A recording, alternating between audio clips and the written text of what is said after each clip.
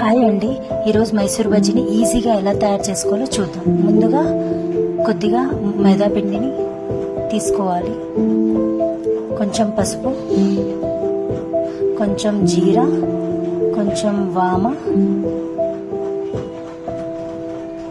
కొద్దిగా సాల్ట్, కొద్దిగా ధనియా పౌడర్, కొద్దిగా జింజర్ పేస్ట్,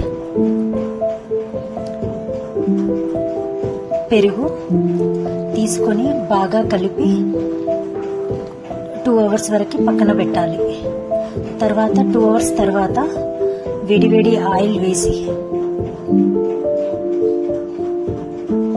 దానిలో సేమ్ మైసూర్ బజ్జీ లాగా మనం వేయాలి.